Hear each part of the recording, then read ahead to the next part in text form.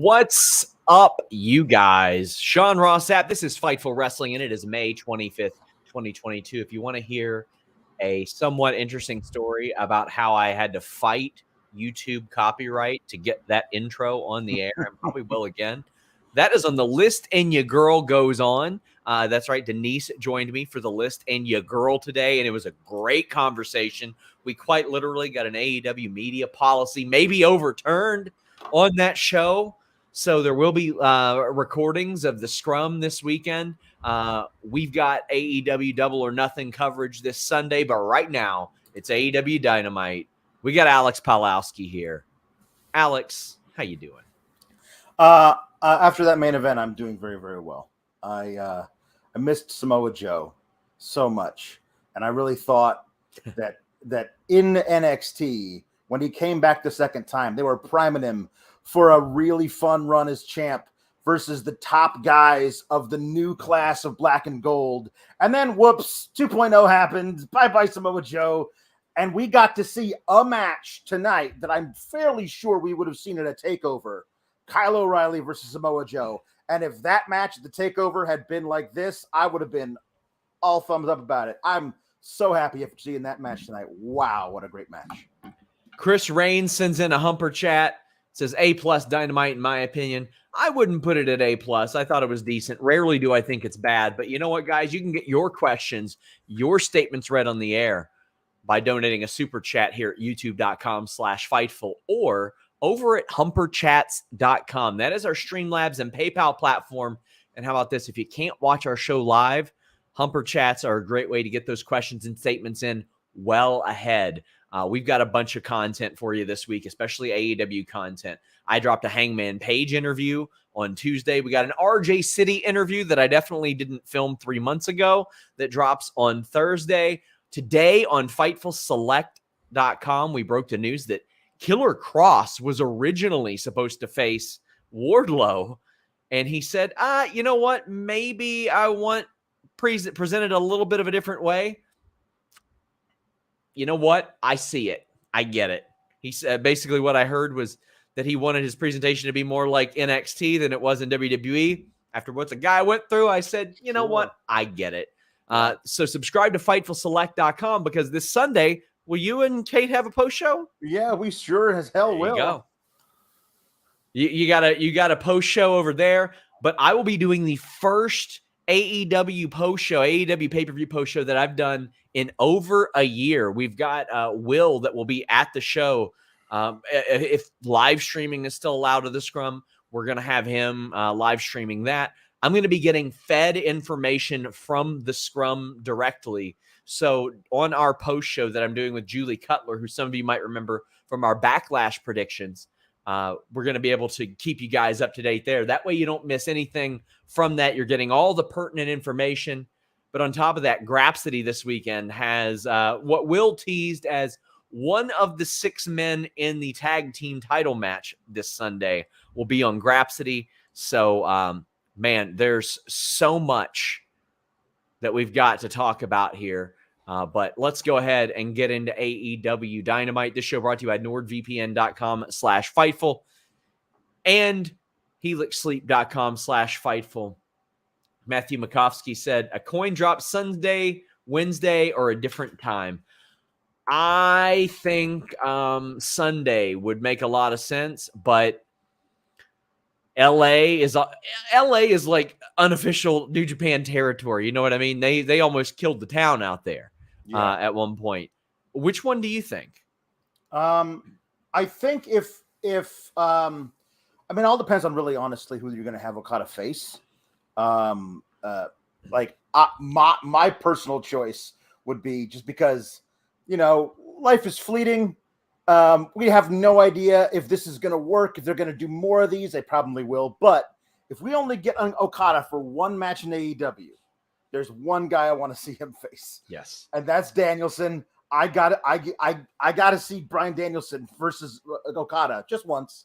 Yes, so, yeah, and I would rather them do that while they got both of them because you never know what's going to happen. Absolutely. And Bryan Danielson's career is a very clear example of that. So, Guys, we are locked in all weekend.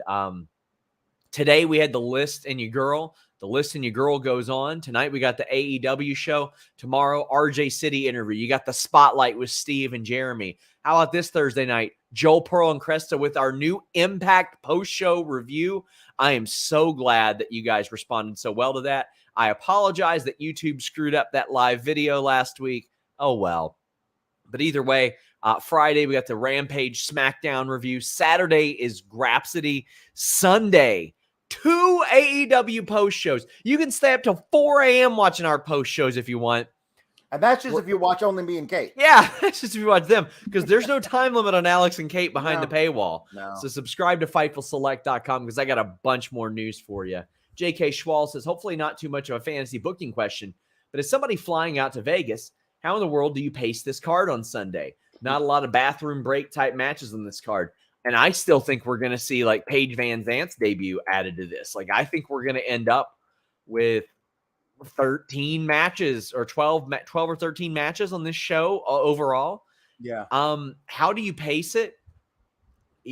I would not be shocked to see a squash in there. And by that, I mean MJF and Wardlow. Like, it wouldn't shock me to see Wardlow just kill MJF. But I'll tell you how you pace it. You don't pace it. You go balls to the wall the whole time, Alex. You have to. You have to say, everybody, I hope you don't feel like you need to pee at any point in this time, or I hope you wore your adult undergarments, because we're not breaking this thing. You have to watch all of these great matches in a row. I'm very sorry, but we're not gonna just like let's slow it down and give you Baron Corbin versus Madcap Moss. No. We're gonna go 100 miles an hour. I think realistically, House of Black and Death Triangle may not be the top 8 matches on the card. I think it should have been on Rampage. And yet that match should be crazy and amazing. So I can't wait for this card. I can't. Yeah. Ken says, I genuinely don't think we're getting a Danielson singles match at Forbidden Door, but I do believe his match will lead him in the G1. Yeah, if they want to do like if they decided to go, well, we'll do Danielson and Moxley against Tanahashi and Okada. Right. You could main event the show with that as well. You know what I mean? Absolutely could. That would count for me, by the way. Yes. Absolutely. I would be all right with that. Jarluck said, heard the name Miro tonight, looked up in Glee only to see some weird commercial about whiteboards. He's in Bulgaria right now, I believe, handling to some personal business. But Wardlow handled some personal business tonight. Oh, yeah, he did.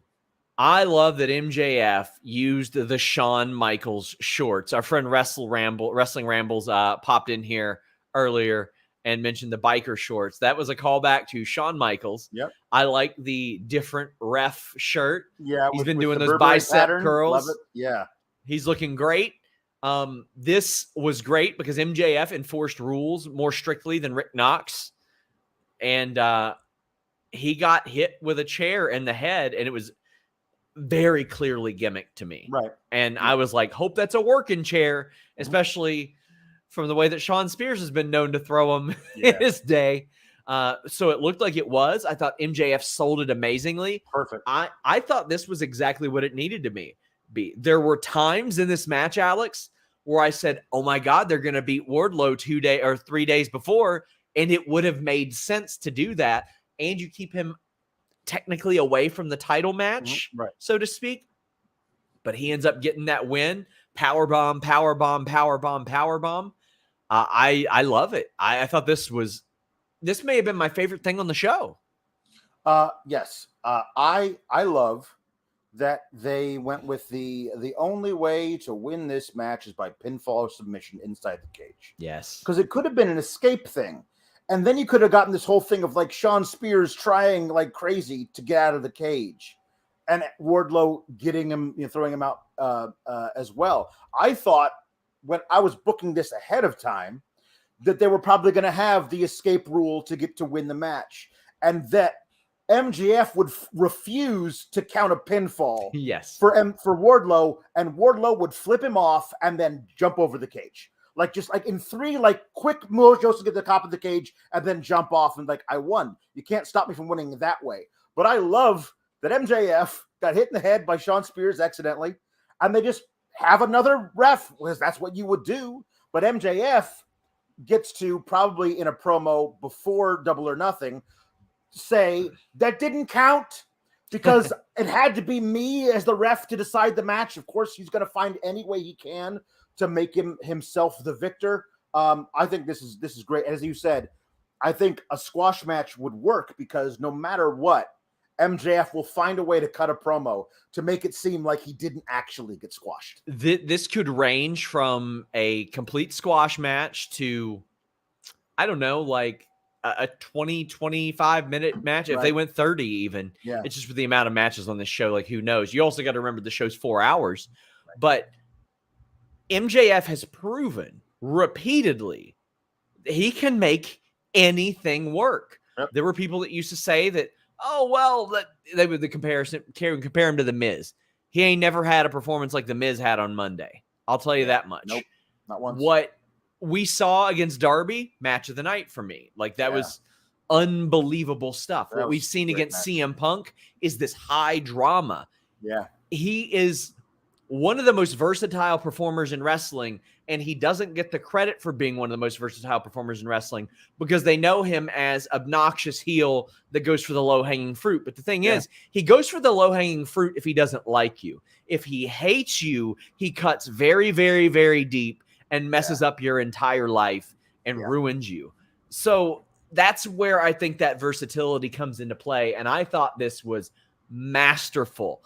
And I can tell you, like, when Johnny Gargano was on his way out, making people was something very important to him. They set up Indy Hartwell, they set up Austin Theory, and they got a couple people. Gargano knew he was leaving. Yep.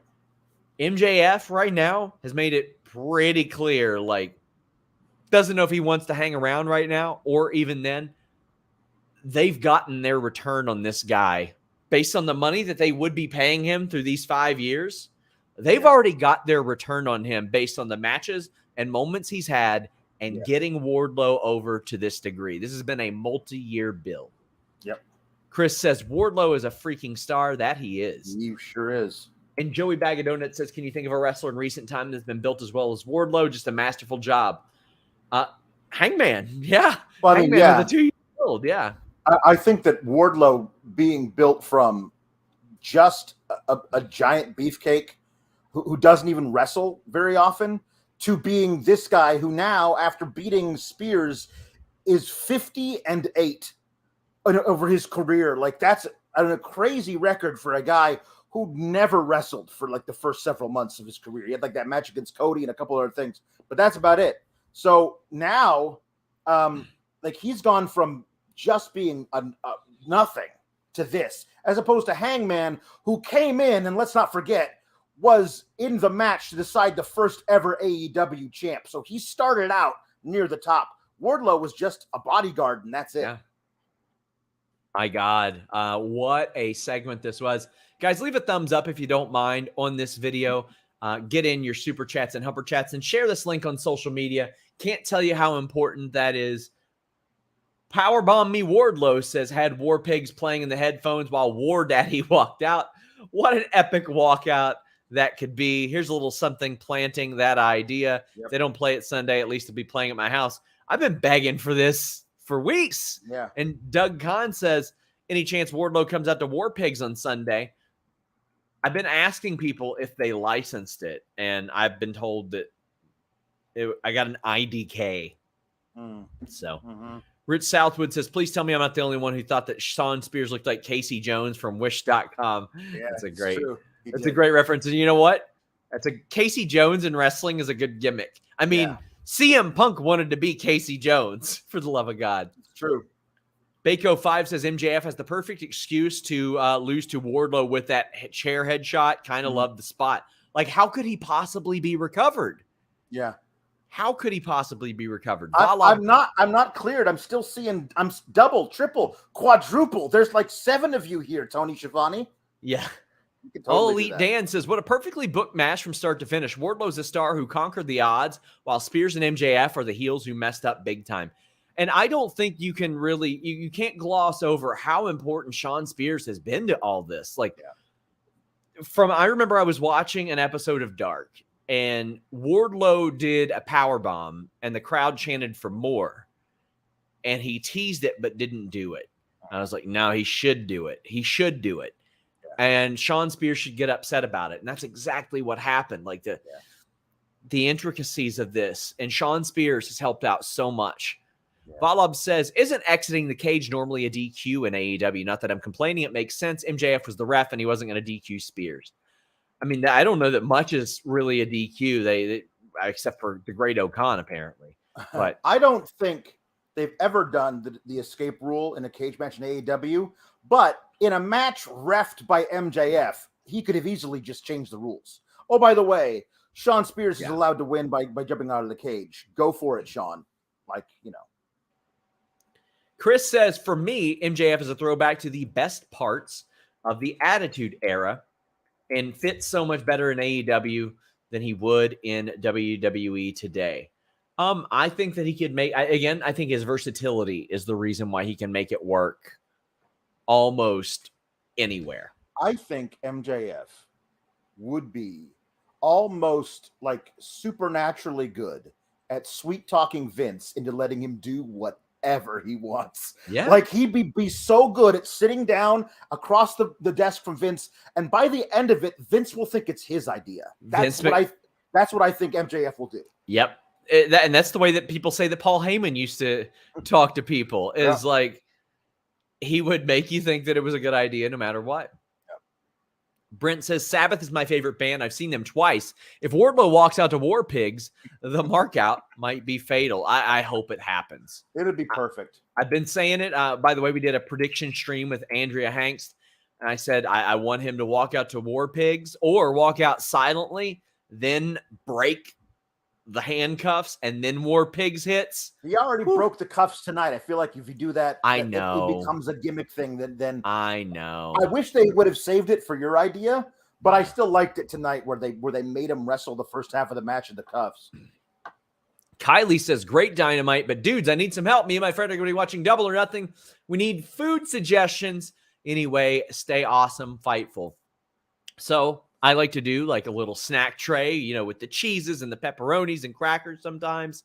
But pulled pork nachos are my jam. Like you get some pulled pork. If you can make it yourself, that's great. But you can buy store-bought as well. Get some tortilla chips, get some nacho cheese. You can decorate them however you want. All the extra stuff, that's a good jam. Also, stuff like potato skins are really great for wrestling shows as well, especially if you're having people over. I get to have people over. Like, I get to watch this show with my wife and my best friends. Cher Delaware's coming in. I got the Toy Vomit people coming in. I'm like, holy crap, I get to actually enjoy a wrestling show with friends. It's going to be a lot of fun, which, I mean, I always enjoy it live there because I'm with a bunch of media people that I talk to every day anyway. Yeah. Oscar says, pour one out for the security guard that was power bombed into oblivion by Wardlow. I mean, those are so nameless. They're like putties from Power Rangers at this point, or foot soldiers. He power bombed him into the cage wall, and then he slid down between the cage and the apron. That could not have felt good. I love it. Oh, man. They showed the Jade Cargill Anna Jay segment. Rerun says, nice they used Anna Jay's random tag matches on Dark as Anna learning new techniques. Disappointed the New Year's Eve tag has resulted in nothing. Anna does need to progress, I think, from her promo ability, because Jade Cargill has like that natural charisma to where pro wrestling delivery doesn't necessarily need to happen with her, because I'm going to believe anything that she says no matter what, because she's so convincing physically. I think that Anna Jay has a little bit to grow there. This is also a match like I think they could have put Tonight or Rampage, and it would have really stacked those. And I've mentioned this to you before, Alex. When I went to that Rampage before Full Gear, it conditioned me to be like, okay, I can get into town on Saturday nights for these pay-per-views now. Right. Yeah, I agree. I wish there was something better for Jade. No disrespect to Anna Jay. I think she's great. She's already lost the match to her before. This is the first woman to ever get two chances at Jade Cargill's title. and the match seemed to be built. But like Anna Jay decided, like, oh, there's a brawl and somebody I like is getting beat up. I'm gonna go and get involved in that. Oh, just for that you get a title match. That's why I feel like the draw isn't this match. It's whatever happens after. I think maybe there's like a surprise after coming out and challenging Jade for like the following week, the following Dynamite in LA or something to a big match, something like that, because it just doesn't feel like it's a big enough match for the TBS title and for Jade Cargill. Yeah. And occasionally I'll have people say, well, who should beat Jade? Who should beat Jade? I said this about Walter. I said this about Roman Reigns. The answer is TBD. Yeah. You don't do it until you know they're the right person. Now I look and I say, okay, Cody's the right person to beat Roman Reigns. Ilya Dragunov had that first match with Walter. I said, all right, he's a guy that could beat him. Sure. One of the greatest matches I've ever seen in my life. Give me that. That's fine. Yeah. So I think that Jade, it should be like a TBD type of thing there. Sawyer says, this was only AEW's third or fourth Cade match, including blood and guts, and they're explicit about no escapes. Low-key, one of the reasons AEW is still so refreshing. I wouldn't mind the escape rule nearly as much, Alex, if WWE's hadn't been where you can walk through the cage door, too. The door is the worst. The only time I have liked the door is when Owen jumped halfway across the ring to try to get it, and he got his foot yanked. Yeah. The door, I have thought since I was a little kid that was the dorkiest bullshit I've ever seen. It is. It's the worst. Loathe it. Loathe it. Oscar says, is there something more to Miro not being booked? Seems strange that this monster push and vignettes were cut short from one week to another. Well, he had a torn hamstring.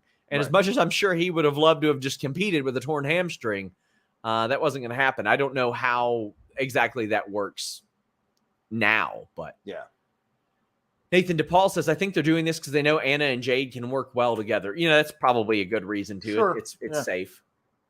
Hey, Millie says, I love AEW lately, but I've been really frustrated with their women's division. Neither of the tag matches needed to happen tonight, and you could have easily replaced them with an Anna Jay showcase match before her pay-per-view, or have the other Owen semi. I do think if Anna Jay was going to compete at the pay-per-view, she should have gotten a big win en route to that as well. Yep. So I'm in agreement with that. Yep. Well, we had CM Punk and Hangman Page. I thought this was really good. And honestly, I think this could have main evented the show. I know AEW doesn't necessarily like to main event on a promo, but I thought that this was incredibly done. Hangman Page got that crowd chanting cowboy shit. Yeah, I did. And when you hear about his passion for Ring of Honor, you know it's true. And he finds a way to babyface everything. He took time off. He confirmed that to Fightful, that he was taking time off for the birth of his child. Toni confirmed that to Fightful as well, back when that happened. Then he came back and he cut a promo and he said, you know what? I would have loved to have been world champion, but I wanted to be a father more. And everybody there was like, this isn't superficial. This is real. I believe it. Yeah. There are a lot of people that look at CM Punk and they don't like him. And that's going to happen. So him saying, I'm not just defending my AEW championship, I'm defending All Elite Wrestling from you, was so masterful. Yeah. CM Punk, it's so funny because CM Punk was a lot of what people call him out for in this promo. Yeah. He was a hypocrite. He did this rambling promo about how Hangman talked in circles, and Hangman didn't talk in circles. CM Punk was talking in circles. Mm-hmm. He made no sense. And then he was like, yeah, but you're a bit of a bitch because you won't shake my hand, so you're going to do it. Mm-hmm. And gets up in his face, gets Hangman Page to punch him. However, if I'm anybody there, like, I don't think that, like, Hangman got super owned here and, like, CM Punk's in his head. I just look at it as CM Punk just got punched in the face by the world champion. Right. I'm excited to see this match because this isn't something that you see a lot of in these face-to-face confrontations. This was that one punch, and that's the limit of the physical interaction. Yeah. How'd you feel about all this? I know I just covered a lot of ground there, but I was very excited about this promo. I really enjoyed it. I loved every second of this. because this. I feel like watching this. This can only be building to the stuff I've been fantasy booking, which always makes me happy. But the thing of Hangman being righteously indignant about how, like, no, you're a hypocrite. I can't let you be the champion because you can't be the champion. I'm the champion because I protect AEW. I am defending my house. This is where I live. This is my home. I'm defending it from you, as though Punk is some interloper. And the best part about it is that Punk's reaction to that is to be like, listen, man, I said it before. I don't know what you're so upset about. This is not personal. It's business, which is a very babyface thing to say, but a very heelish way of saying it in the context of what Hangman is doing. But the thing is that he could have flied off the handle. He could have insulted Hangman, but all he said was, like, listen, you're the champion and a damn fine one, and maybe the toughest guy here. And the locker room is full of guys who want their shot at your title. That's the way this business works. I got my shot at the title, and I believe I can beat you. He didn't add, but he might have. If I didn't think I could beat you, I shouldn't be in the ring with you. So yes, I am confident, but it's not personal. This is just business. And all of that, when taken out of context, seems like a guy who's just being a good dude, and he's a good professional wrestler who wants to be champion.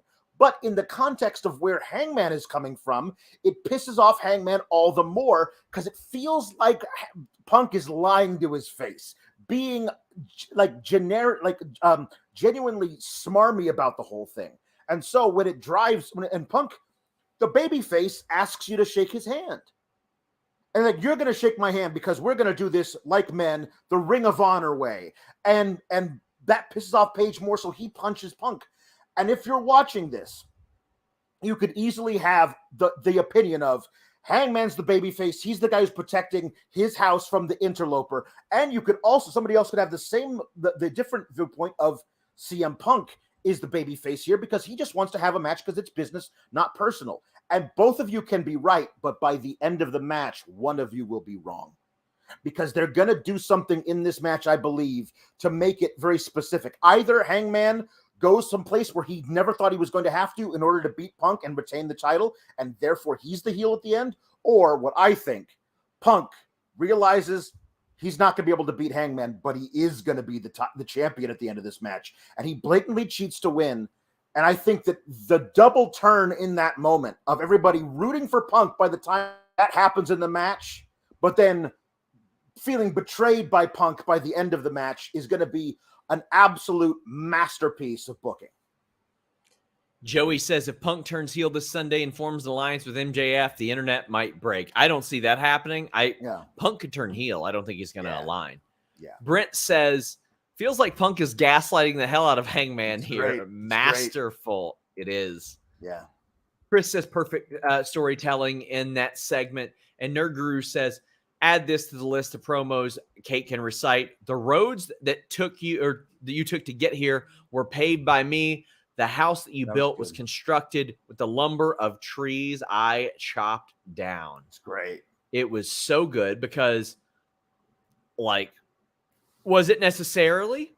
You could argue that. Mm-hmm. Was it just him? No. So it was like an egotistical thing for Punk to say because those roads had been paved like a decade prior. Yeah. Like it wasn't recent when Hangman was traveling that road to when Punk was. Yeah. Tom LaValle says the face-to-face was immaculate. I could not look away. Punk is going in as the face, but he's going to be such a heel with that belt over his shoulder. Yeah.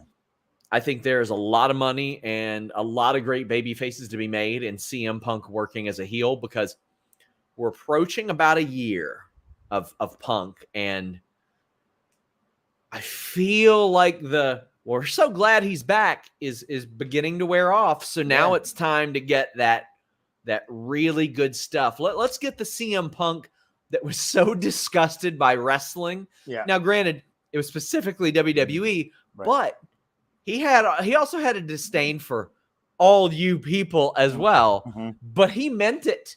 He meant it. Yeah. I love it. Yeah. I love it.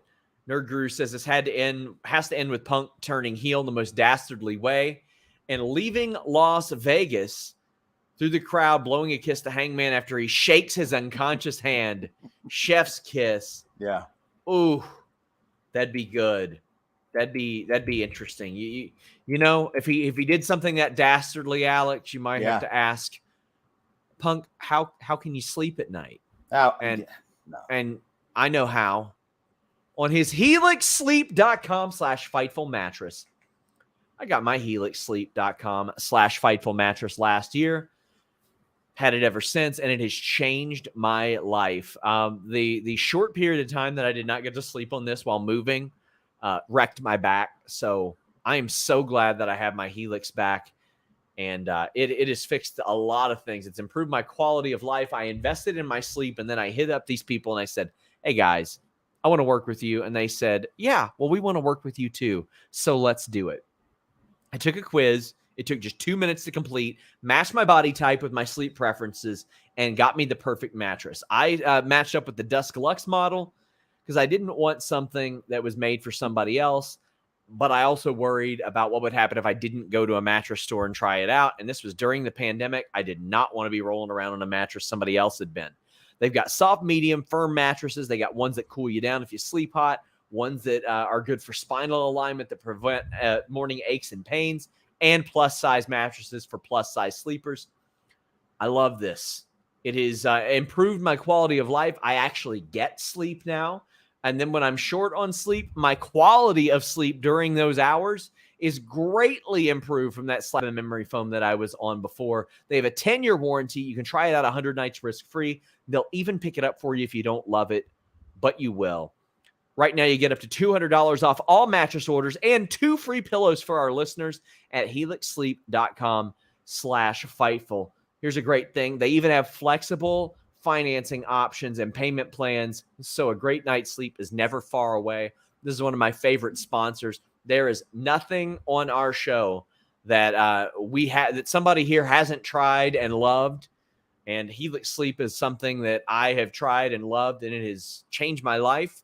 I've spoken openly about how I broke my neck over a decade ago, and it was very difficult to sleep for a very, very long time, and this has helped me just drastically. Invest in your sleep. You spend ideally a third of your life in bed. So, oh man, let's get to these super chats. We got plenty of them right now. Padriac says, hasn't been built super well, but I get the impression they're trying to make Anna one of the people who really ruffles Jade's feathers, unlike other opponents. Yeah, I'm just not buying that she's going to win this match at all. Not even a little bit. Right. Not even a little bit. Somebody's saying, Eddie's not believable as a world champion. Anybody is believable as a world champion. It's not real. Nerd Guru says, always an honor to see the setup, see the segue for Helix Sleep. Greatly appreciate it. Sawyer says, Punk being a gaslighting a-hole, pretending he doesn't know why anybody would hate him. A just asking questions type. Yeah. Chef's kiss. Yeah, I mean, for believe me, you're going to see a lot of asshole political commentators this week, and there are a lot of them that are like, do you really like liberty? Like that. And that's what Punk's doing here. He's like, you're really that mad at me? What? Yeah. What happened here? Like that's him right now. And there you go. Yas burned a man's face backstage wearing a Moxley shirt. Listen, this song, you're going to get a fireball because I'm a wizard, popped me. And I feel like it was a line to pop the boys. Sure. And it worked. I laughed my ass off at this. We got Reese Powers says, as soon as I saw, well, actually that's for the match, but Yas burned this man's face. This was so funny. That was good. I didn't understand what the point was, and then when the fireball showed up, I was like, oh, right, of course. How silly of me. Just randomly fireball a man. Yeah, absolutely. Oh man. Well, BCC, or it wasn't BCC, rather, it was Mox and Kingston. beating Private Party's ass. Yeah. Reese Power says, as soon as I saw Kingston with a Funk t-shirt, I felt for Quinn and Cassidy. Like, oh, honey, you're going to die. That's what happened. They killed him. I love Eddie Kingston wearing those blue, like, low Nikes. Like, wrestling footwear has changed so much. I remember when I was doing some of my matches, people were like, you wear amateur wrestling shoes? That's unprofessional. And they're out there and, like, pouring themselves into singlets. And now I'm looking, people are wearing Jordans and low top Nikes that like you're going to find those at Shoe Carnival. Good. Wear what you want. Just wear whatever you feel safe in and that can do the job. I love it. We've got Nathan saying Angela with the switch comb. That was funny as hell too. That was good. He looked like he had a knife and then he went to the comb. Yep. Oh, I loved everything about this segment and the match. It made a lot of sense to me. Yeah. I think Mox and Eddie they're made for each other. I love Mox as part of the BCC, but like I feel like there was more to be mined from Mox and Eddie, and then Mox went off and did his rehab, and they kind of like moved on for everybody at the time. But I feel like they can go back to it at some point, because they're just beautiful together. I really like, Regal and Jericho backbiting each other on commentary for the whole match.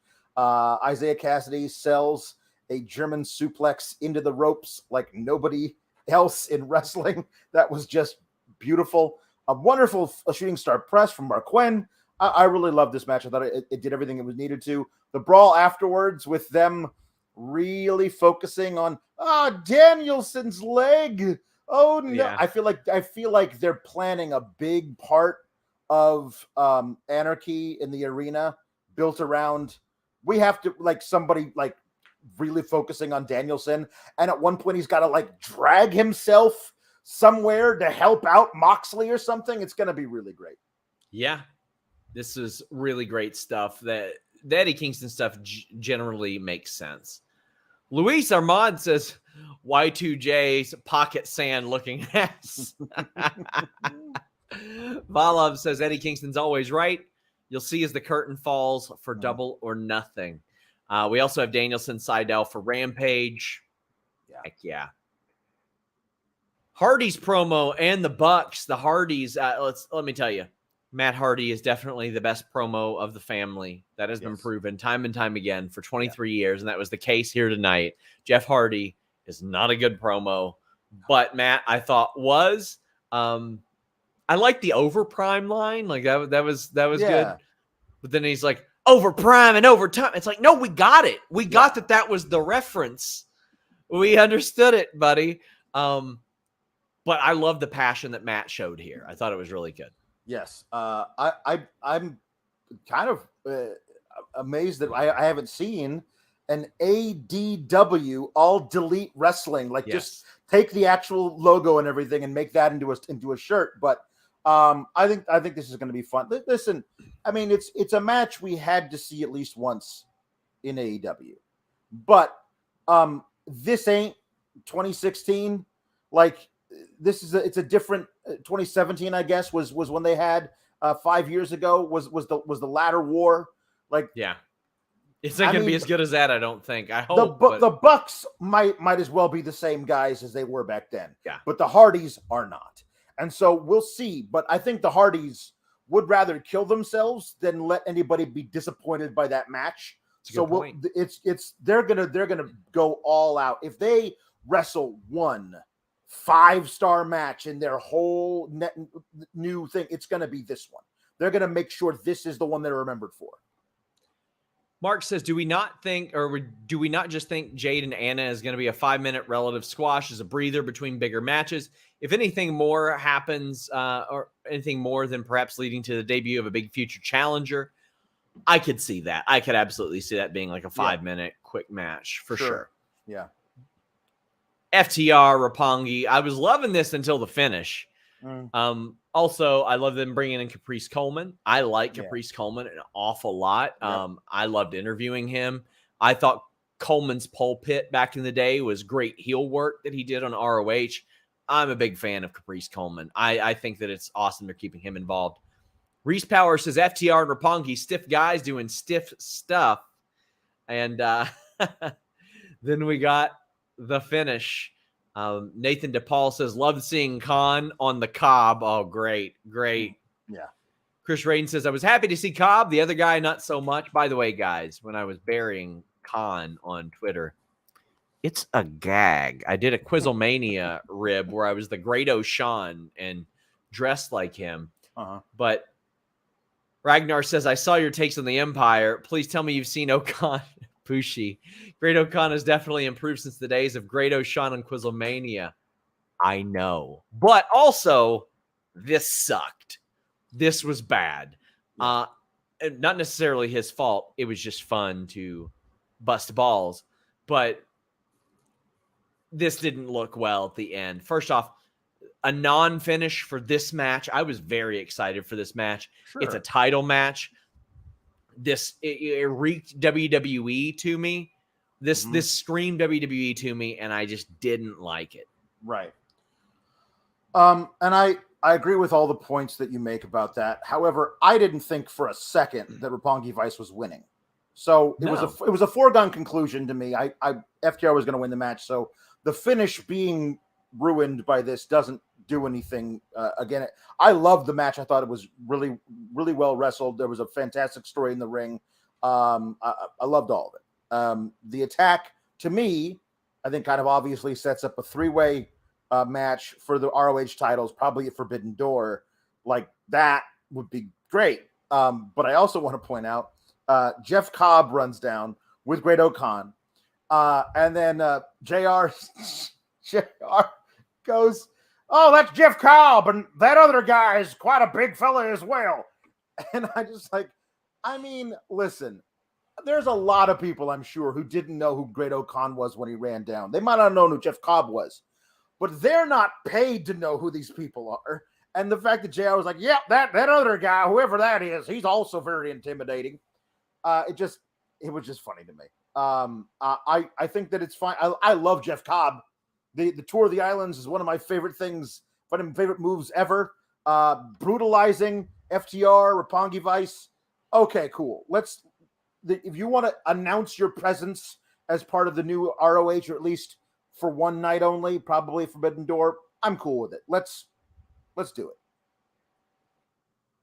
Yeah, I thought the execution of this wasn't really great. It wasn't great. Wasn't great. I think the match will be good. It's just, And Sawyer says, I've been trying to manifest Jeff Cobb back in AEW, but not like this. Yeah. Yeah. I mean, we've been getting more count out and non-finishes in AEW lately, and McCaver says, I need to see Jeff Cobb versus Hook determine who the true son of Taz really is. I wonder how that match would play out. Like, I wonder if it would be any good.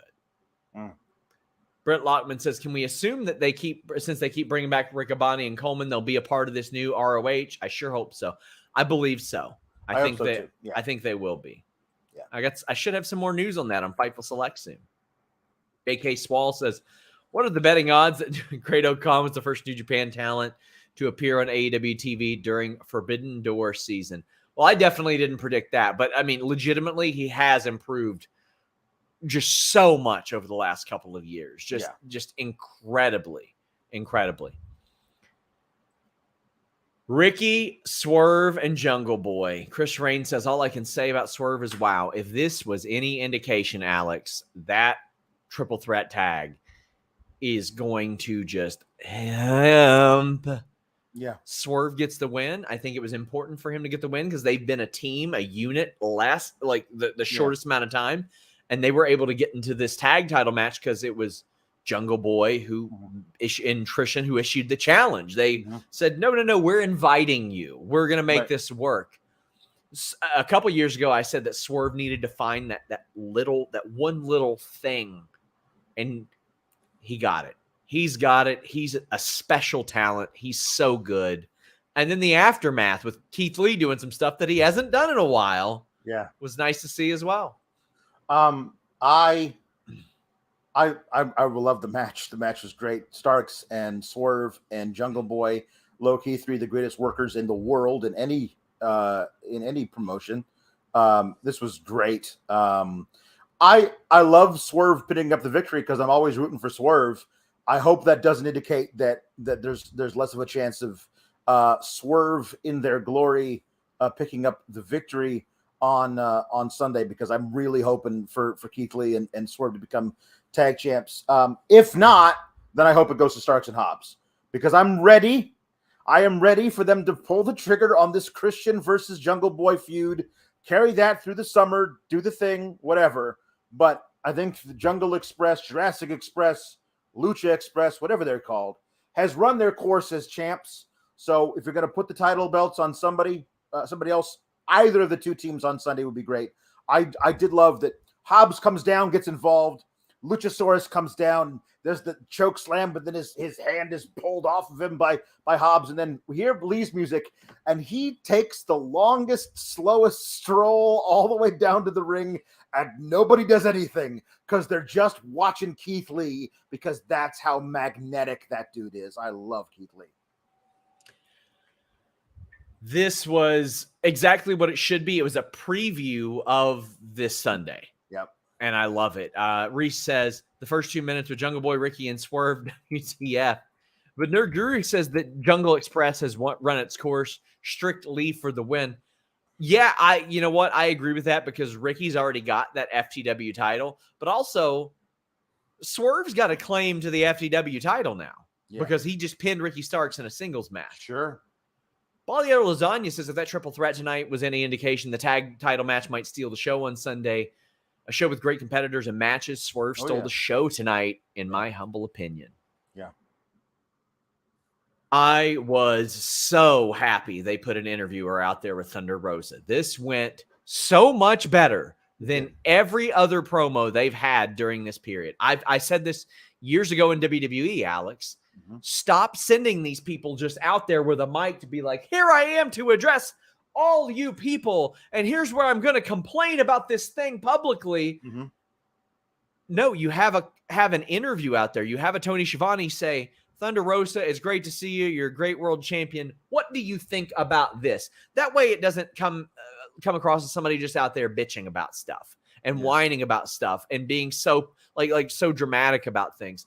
And this made sense. Thunder Rosa was like, you trashed one of my mentors, you trashed our division, you trashed me, and now you're going to pay for it. I thought this was the best thing of this feud so far, and that's a very low bar. Yeah. I love Thunder Rosa. I think she's really great. I wanted to see more of her wrestling. You know, like I don't know how many matches we've seen of her since she became the champ. Is it like 2? Is it 2? Is it 2? It might be 2. I don't know, but I want to see her wrestling more. I'm very happy to see her versus Serena Deeb. This is low key one of the top matches I have wanted from any 2 women for like the last year. It's Thunder Rosa for Serena Deeb. I'm happy we're getting it for the titles, for the title at the biggest match, probably the biggest spot in the year for AEW. And I think the match is going to be great. I wish the build had been better. Yeah, as do I. I'm very excited for the match, but man, just it just wasn't what I was hoping it would be. Joey Bag of Donuts says, why is every Thunder Rosa interview on the ramp? I mean, because you don't necessarily have to do them in the ring. Mm-hmm.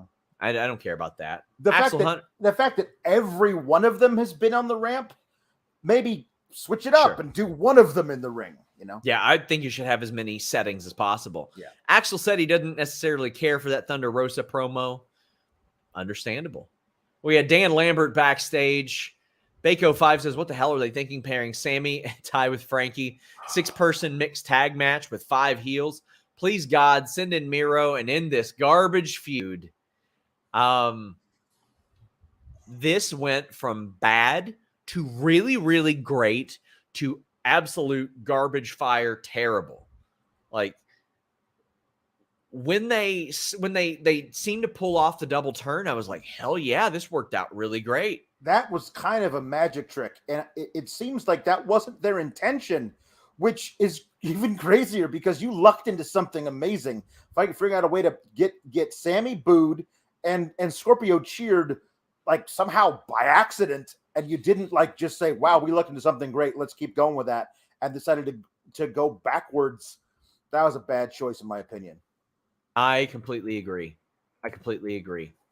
Nerd Guru says it's pretty shocking how far the TNT title is falling. Don't understand the logic.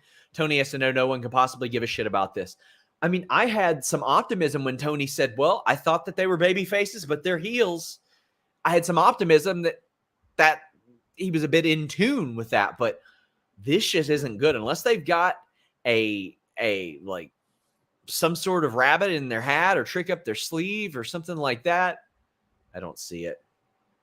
Get in your super chats, get in your humper chats, guys.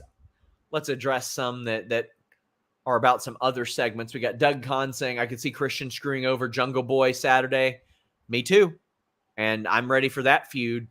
That feud is one that I think can main event right now, before they've even done the turn, it can main event like a Dynamite or something. I could easily see the story of Christian like giving Jungle Boy a chair to use or something, and Jungle Boy like not wanting to do it that way. Then Jungle Boy ended up taking the pin, and Christian being pissed at him for like pussing out or whatever, that kind of thing.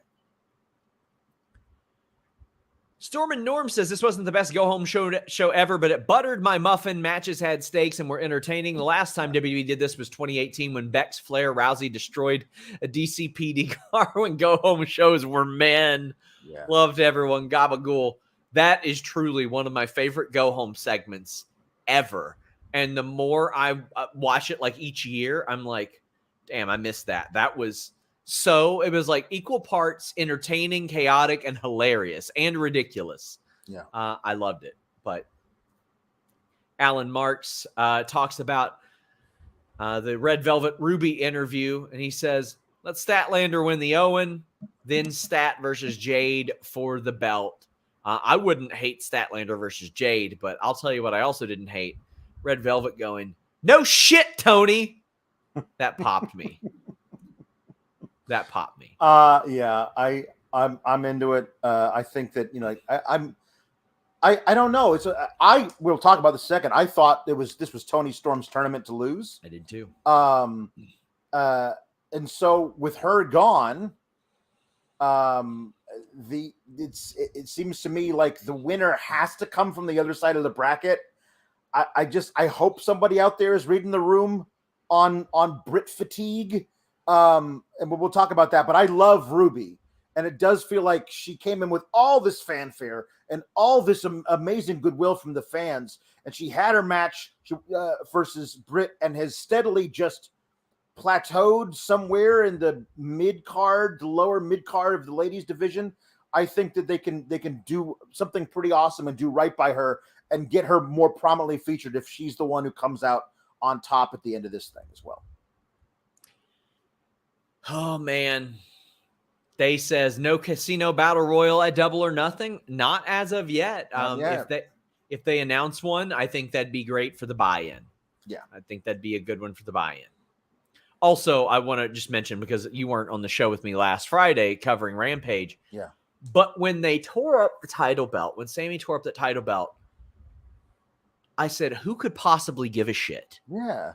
Who could possibly give a shit? Like, we don't know they're going to have another one. And, oh, by the way, they were running around with two of them for months on television. Yeah. What the hell? Yeah. Britt Baker, Toni Storm. I thought this was Toni Storm's tournament. Also, I could see Britt Baker and Adam Cole both winning the Owen and doing, like, the in-house thing. Yeah. I didn't think this match ended up well. It just wasn't for me. The finish was not for me. Britt winning wouldn't have bothered me at all. I mean, she's a top star. Like, I know a lot of people get like their asses get chapped when Charlotte wins a lot. Mm-hmm. I think that Britt's going to be in a similar role where she's perpetually protected and perpetually up top because she is one of the top performers there. Right. I just didn't think that this ended up working well. Nerd Drew says, I'm fed up with this women's division booking, stuffing all the women's stuff into a 30-minute window towards the end of the show. When's the last time they were in the first hour, which is always hot? I'm disappointed and frustrated. I'm sorry, but Britt winning at all, let alone the way she did with some backwards ass shit. How was this not Toni's tournament to win? Maybe Ruby gets her win back, but I definitely can see them wanting Cole as Britt as the winners, which Britt doesn't need. Trash. I feel like this might garner the wrong kind of heat for Britt Baker. Yep. However, that is online. Listen to the crowd, and the crowd's telling you a different story. And when you're there, the crowd's popping. When she shows up at AEW, the crowd's going ape shit. Like, that's just the way that it is. This definitely wasn't her best showing, but I look at this and I'm like, it wouldn't surprise me if Britt wins this, considering that she is one of the top performers. But what'd you think of all this? I think, just as on general principle, having a heel win both tournaments when it's like a feel-good thing honoring Owen Hart feels like a misstep to me. I want to be able to really vociferously cheer for the person who wins the Owen Hart Cup. Like, that's what I would like. That's just my own personal thing the first time. Beyond then, if you're doing this every year, it can be different. But the first time, I feel like I want to cheer for whoever wins. Britt, the finish was very odd with Jamie coming out and Britt being like, what are you doing out here?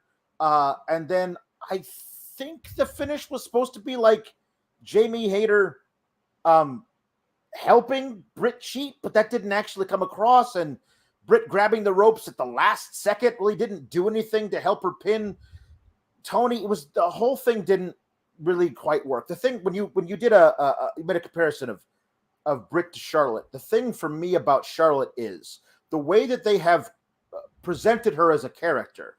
She lost the title to Ronda, and she literally had to go away, even if she wasn't going away to deal with personal stuff or rehab an actual injury or whatever.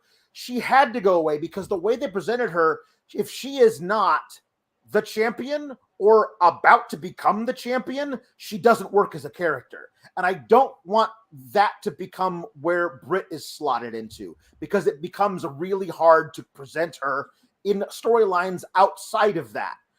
So I don't want that to be what they do with Britt. But Britt is super over. She's going to remain super over. I just feel like there could be a time for her to go away for like 2 months and come back, and you'll be amazed at how everybody, even the people who don't like her on Twitter, will be like, yay, Britt's back, because we don't see her all the time as the main character of the women's division for months and months and months and months. We have Jordan Scott saying, if Britt and Cole win, give me them versus the Garganos. I know it's old NXT, but I'll take that victory lap. I mean, Britt wasn't old NXT, so I mean, there's some good element there. Sawyer says, I'm okay holding off on Toni, but when are they pulling the trigger on Hayter, if not tonight? Such a weird booking. I mean, yeah, to me, Britt losing and moving to Britt and Hayter is a natural, non-title, non-stake story that makes sense. That's what I would like, yeah. Yeah. That's what I look at, and I'm like, okay, we can rock with that. And that's what this division needs. But I fear that, like, a lot of these new people that come in, like Toni and Ruby, become always the bridesmaid, never the bride. Yeah. Pedriac says, calling my shot, Ruby gets her big win when Toni counter interferes to cut off Jamie cheating. Starting a Britt-Toni feud pays off Ruby's dark work too. You know, I wouldn't mind that at all either. I think Ruby getting a big win needs to happen as well. Nick says, this end seemed to be a twofold setup. The Hayter-Britt split for disobeying, and Toni-Britt because of the cheating. You know what? That makes sense. I just want to see it play. I do want to see it play out. Yeah. And I want to see it play out with some good story that isn't just two people standing across each other with Tony Schiavone backstage trash-talking each other. Right. That's true. Lord Jackson says, Toni Chris on pay-per-view would have been incredible. Honestly, it'd be better than whatever match happens instead. Hope it won't happen, but I'm mentally preparing myself for Cole Britt as dual Owen winners. I know how much I'll dislike it. Well, I'll tell you something that might ease that pain a little bit, Lord Jackson. if you're paying for your pay-per-views by using NordVPN.com/Fightful, because with NordVPN.com/Fightful, not only are you going to get a great deal and an additional month free, you get a 30-day money-back guarantee, and you can subscribe to overseas service that allow you to order those pay-per-views at a much more discounted rate. You can subscribe to a lot of overseas services that have different programming options and avoid those geo-blocking situations that you can get into, especially if you're traveling and you're trying to watch all your favorite shows. Maybe you're abroad and you want to watch some American shows. NordVPN.com/Fightful allows you to just change that virtual location with just one click with the fastest VPN in the world. On top of that, they got that threat protection. No more malware, no more annoying pop-up ads or online trackers with NordVPN.com/Fightful, plus a 30-day money-back guarantee. Heck yeah. 30-day money-back guarantee. How can you beat that? You can't. That's the answer. You can't. Also, avoid price discrimination, which is really, really great in this day and age where flights are through the roof. And those cookies, they'll get you. They'll get you. You come back to shop for stuff, and all of a sudden the price is hiked up. Not with NordVPN.com/Fightful. Use this stuff every day. I love my VPN. It's been a lifesaver for me. Check it out. NordVPN.com/Fightful. Todd Starr says, I've had Britt fatigue since November. Tonight did not change that. I was a big fan a year ago. She has now changed the channel. I don't agree with that, but I don't think she's been booked well. Mark says, go ahead. Yeah, Sorry. I know there are a number of people that I see on my timeline who have some Britt fatigue. Depending on there's a gradient amount depending on the spectrum, but I just think that they might benefit from having somebody be a different main character of the women's division. Mark says, said it from the beginning. Ruby's winning. She came into a pop, sure, but has put in her time, waited for her booking, and it's now. She beats the former champion Riho, Powerhouse Statlander, and the former champion Britt. Cole wins on the other side, one heel, one face. I would love that person. Sure. I don't think Britt needs to win this, and I think that can launch her feud. Guys, we're heading down the home stretch. Super chats, humper chats, you can get those in now. Don't forget, we have a plethora of shows all throughout this week, but please leave us a thumbs up. We had Samoa Joe and Kyle O'Reilly, and of course, Samoa Joe wins. It would have been fun to see Kyle O'Reilly and Adam Cole playing off of that, but we knew where this was going. Samoa Joe defeats Kyle O'Reilly. Chris Rain says, what a match. Todd Starr says, main event was great. Rest of the show was slightly above average. Ready for Sunday. This match was, to me, one of the highlights. I loved the opening segment, and I loved this. The things that sandwiched this show, I thought were just intensely good. Yeah. This was everything I wanted out of a Samoa Joe and Kyle O'Reilly match. Like everything. Down to both men, selling injuries through the whole thing. I listen, ever since they had the whole cupping thing with like the treatment for the muscle they do with the cupping, and every time I see that, I was like, oh, that's an injury. You can play off of that. I love that it's right there. You have to do a kinesio tape. That right there was like, oh, I love that. I love all the Kyle O'Reilly's leg kicks. They always look like they're just gonna break somebody's femur.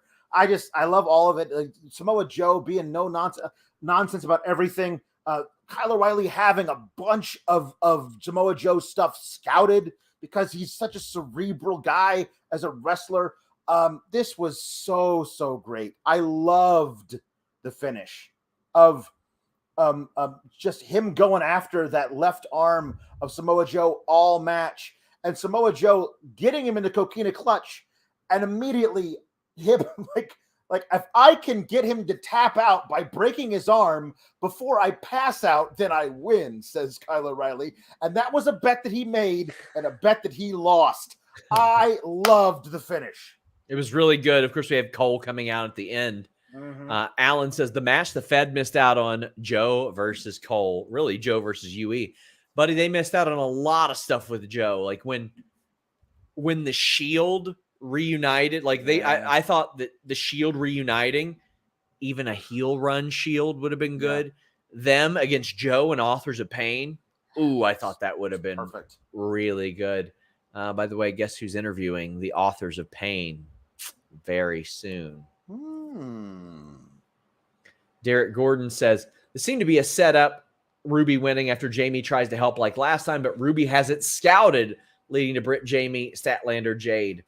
I think that would be very good, but I don't know if giving Statlander a TBS title shot off a loss would be good, so they got to build that up. Yeah.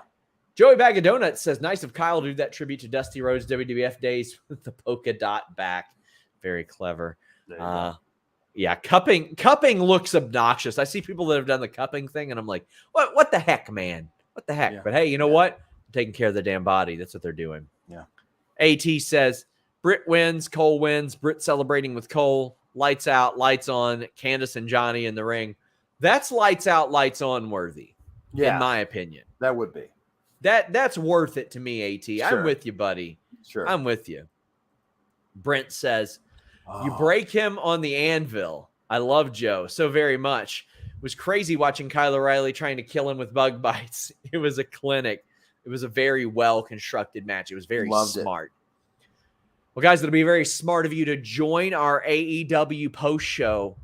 Oh, wait, which one? How about both of them? On the main feed, it's myself and Julie Cutler. I've not been on an AEW post show in over a year. I'm here. We have Will live at the Scrum after the event. I'm going to be getting fed information directly from the Scrum. So I'm going to be reciting that to you guys on the air. I got Julie Cutler joining me. But over on Fightful Select Sunday, Alex and Kate will have a simultaneous Sour Graps episode of the review. So maybe you just like Alex more than me and you want to head over there. Alex, tell them about it. Or maybe, let's be honest, maybe you like Kate because she drives a lot of the traffic, but that's fine. Kate and I will not be sour. I'm almost positive we will not be sour after Double or Nothing. That should be a lot of fun. I'm really looking forward to it. We had our previous one after Revolution, which was a lot of fun as well. Most of this is going to be like, wow, this was great. Here's where we think we're going after this, and I can't wait to be right or wrong. But yeah, we have so much fun talking about AEW over there. So yeah, come over and hang out with us on Fightful Select. You can follow me on the Twitter at Alex Sour Graps. Sour Graps is on Mondays and Fridays talking about stuff that's significantly worse than Double or Nothing, Raw and SmackDown. Also on Tuesdays, talking about some really weird stuff they got going on in NXT. So yeah, and then we're going to be doing again probably next Saturday, one after the Not a Takeover, the In Your House on Peacock, and then after Hell in a Cell the following night, we're going to be doing another one. I forgot that was hang out. I forgot all that was that weekend. I really did. Sawyer says Joe versus KOR selling was a dream match for me. That was very, very good. Guys, a lot of crazy shit happening in the world. Spend time with the ones that you love. It's really, for me, put into perspective that a lot of trivial shit, especially wrestling Twitter bullshit, is not worth your time. It's not worth the anger. It's not worth the frustration. Support the ones that support you and show love to those people because you don't know what's going to happen. And hopefully this crazy bullshit stops because it's unnecessary. Again, spend time with the one you love, and we love all of you, and we thank all of you for supporting us. We are a very publicly supported website, so I appreciate you guys so much. The Citizen says, what about my super chat? Well, the Citizen, I'm going to track it down right now. I'm going to scroll on up, and I'm going to try to find it as we wrap up. But to plug some of the things this week, Hangman Page interview has already dropped. Oh, the Citizen said, why isn't Hangman bringing up Colt? That is a no-go. That is a non-touch territory. I feel like if it wasn't a no-go, they would use it in this. Exactly. But it's a no-go. Guys, thank you all so much. Again, I appreciate every single one of you. See you guys soon. We're out.